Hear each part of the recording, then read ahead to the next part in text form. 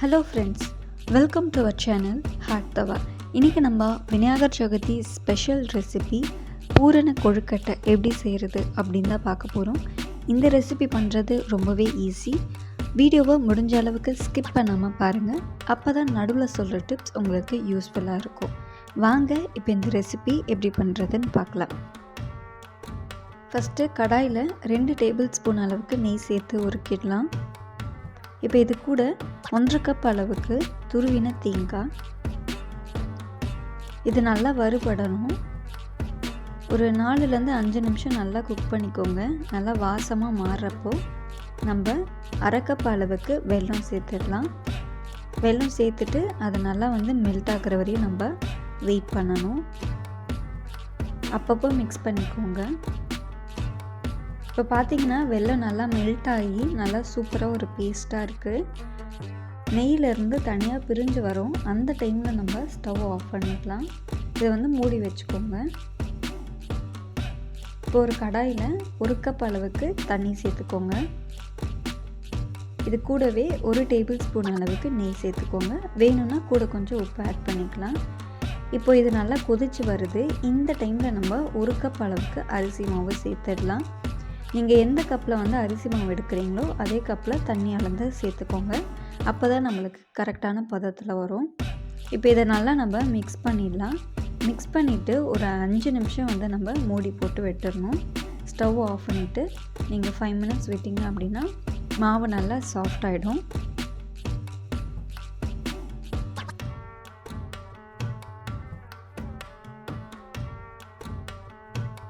அஞ்சு நிமிஷத்துக்கு அப்புறம் நம்ம வேறு பவுலுக்கு ட்ரான்ஸ்ஃபர் பண்ணிவிட்டு ஒரு 5 நிமிஷம் நல்லா மாவு பிசைஞ்சிங்கன்னா சூப்பராக சாஃப்ட் ஆகிடும். இப்போது இதிலேருந்து கொஞ்சமாக மாவு எடுத்து நல்லா ரொட்டேட் பண்ணிக்கோங்க கையில் வச்சு. இதுக்கப்புறமா சைட்லேருந்து நம்ம அப்படியே ப்ரெஸ் பண்ண ஆரம்பித்தோம் அப்படின்னா நம்மளுக்கு ஒரு ரவுண்டு நல்லா ஒரு ஷேப் வரும். வந்ததுக்கப்புறம் நம்ம ரெடி பண்ணி வச்சுருக்க பூரணத்தை உள்ளே வச்சிடலாம். வச்சுட்டு நல்லா அந்த ஓரத்தில் நல்லா க்ளோஸ் பண்ணிக்கோங்க. மிச்சம் இருக்க மாவு ஃபுல்லாக நம்ம இது மாதிரி ரெடி பண்ணிவிட்டு இட்லி தட்டில் எண்ணெயும் நெய்யும் தடவிட்டு அது மேலே நம்ம ரெடி பண்ணி வச்சுருக்க கொழுக்கட்டையை வச்சு ஒரு 10 நிமிஷம் நல்லா வேக விடணும். இப்போ பார்த்திங்கன்னா 10 நிமிஷம் கிட்ட ஆயிடுச்சு. சூப்பராக ரெடி ஆகிடுச்சு. உள்ளே பார்த்திங்கன்னா ரொம்பவே சாஃப்டாக இருக்கும். அதே சமயம் அந்த வெல்லம் தேங்காய் இது எல்லாமே ரொம்ப டேஸ்ட்டாக இருக்கும். கண்டிப்பாக இதை நீங்கள் ட்ரை பண்ணி பாருங்கள். அவ்வளோதான், சூப்பரான பூரண கொழுக்கட்டை ரெடி பண்ணிட்டோம். இது ரெடி பண்ணுறதுக்கு ஜஸ்ட் ஒரு 30 மினிட்ஸ்க்குள்ளே தான் ஆகும். ரொம்பவே ஈஸியான ஒரு ரெசிபி. கண்டிப்பாக இந்த ரெசிபியை விநாயகர் சதுர்த்திக்கு ட்ரை பண்ணி பாருங்கள். ட்ரை பண்ணி உங்களோட ஃபீட்பேக் கமெண்ட் பாக்ஸில் மறக்காமல் சொல்லுங்கள். இந்த விநாயகர் சதுர்த்தியை நம்ம சேனலோட ரெசிபீஸோடு என்ஜாய் பண்ணுங்கள். உங்கள் எல்லாருக்கும் இனிய விநாயகர் சதுர்த்தி நல்வாழ்த்துக்கள். உங்கள் ஃபேமிலி அண்ட் ஃப்ரெண்ட்ஸோட சேஃபாக என்ஜாய் பண்ணுங்கள்.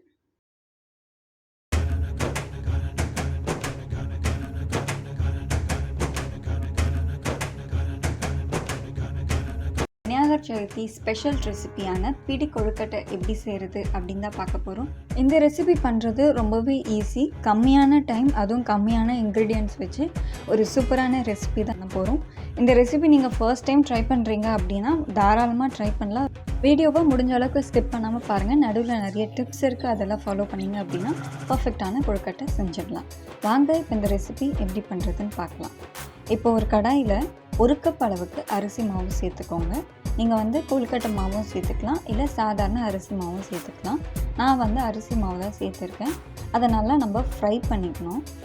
நல்லா ரோஸ்ட் ஆகணும். ஒரு 5-6 நிமிஷம் ரோஸ்ட் பண்ணிங்க அப்படின்னா நம்மளுக்கு பண்ணுறப்ப ஈஸியாகவும் இருக்கும், கரெக்டான பதத்தில் வரும்.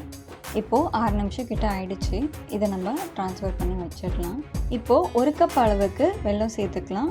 1 கப் அளவுக்கு அது கூடவே தண்ணி சேர்த்துக்கோங்க. நீங்கள் எந்த கப்பில் அரிசி மாவு எடுக்கிறீங்களோ அதே கப்பில் நீங்கள் வெல்லமும் தண்ணியும் சேர்த்துக்கலாம். அப்போ தான் கரெக்டான கன்சிஸ்டன்சியில் வரும். இப்போ இது நல்லா கொதிக்க ஆரம்பிச்சிருச்சு பாருங்கள். இப்போது கொதிக்க ஆரம்பித்ததும் நம்ம இதை வடிகட்டி வச்சிடலாம். அப்போ தான் நம்மளுக்கு அந்த மண் தூசு இருந்தால் வர்றது. பாருங்கள் இவ்வளோ இருக்குது. இப்போ இதை நம்ம கடாயில் மாற்றி நல்லா கொதிக்க வச்சிடலாம்.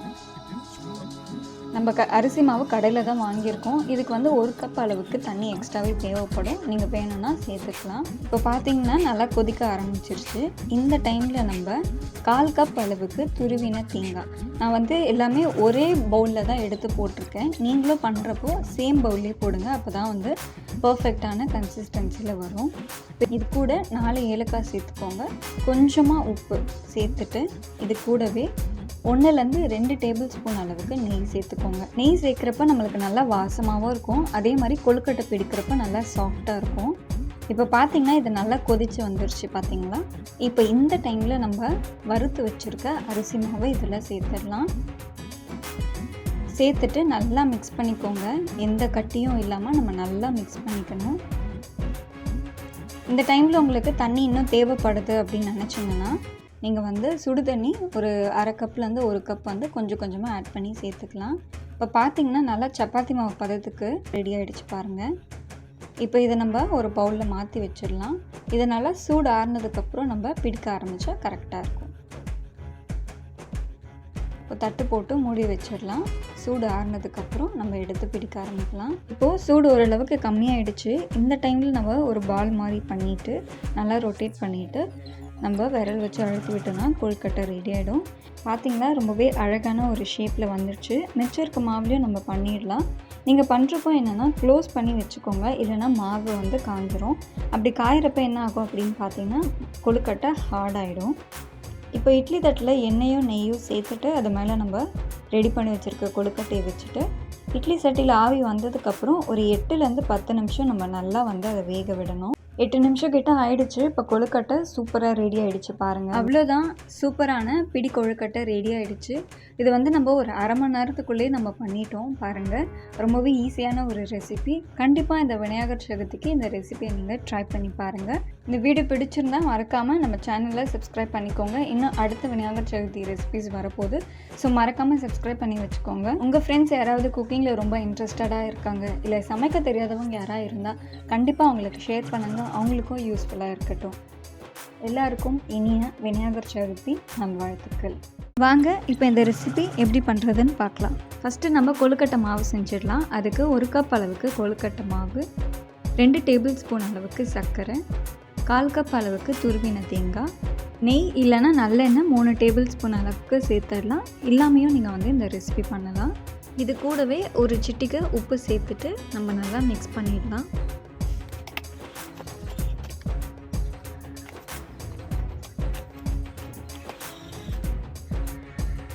இது மிக்ஸ் பண்ண அப்புறம் நல்லா கொதிக்க வச்சுருக்க தண்ணி, சுடு தண்ணி இதில் சேர்த்துடலாம். தண்ணி வந்து நல்லா சூடாக இருக்கணும். அப்போ தான் நம்மளுக்கு வந்து மாவு பிசைகிறதுக்கு ஈஸியாக இருக்கும்.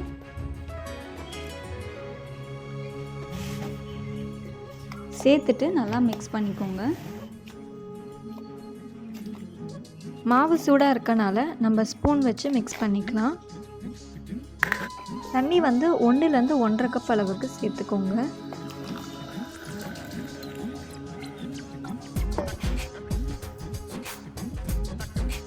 தண்ணி சேர்த்துட்டு நம்ம சூடு ஆறினதுக்கப்புறம் மிக்ஸ் பண்ண ஸ்டார்ட் பண்ணலாம். இப்போ சூடு ஆறிடுச்சு. மிக்ஸ் பண்ணும்போது பார்த்திங்கன்னா கையில் அவ்வளோவா ஒட்டாது, நல்லா சாஃப்டாக இருக்கும். வேணும்னா லைட்டாக கையில் கொஞ்சம் ஆயில் அப்ளை பண்ணிக்கலாம். இப்போ நம்ம பால்ஸ் செஞ்சிடலாம். கொஞ்சம் கொஞ்சமாக மாவு எடுத்து உள்ளங்கையில் வச்சுக்கோங்க. கொஞ்சம் கேப் விட்டுட்டு நீங்கள் வந்து ரோல் பண்ணிங்க அப்படின்னா ஒரே டைமில் நம்ம நிறைய செஞ்சிட முடியும். நான் வந்து கொஞ்சம் சைஸ் பெருசாக போட்டிருக்கேன். நீங்கள் செய்யும் போது சைஸ் வந்து குட்டியாக போட்டுக்கோங்க. அப்போ தான் சீக்கிரமாக வேகும். இதே மாதிரி மிச்சம் இருக்க மாவில் நம்ம செஞ்சிடலாம்.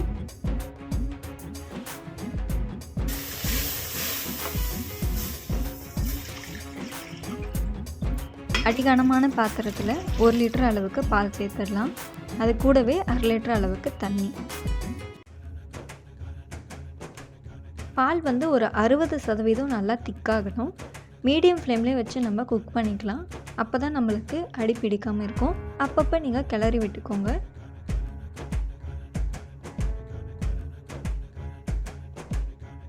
திக்கான அப்புறம் நம்ம கொழுக்கட்டையை உள்ளே சேர்த்துடலாம்.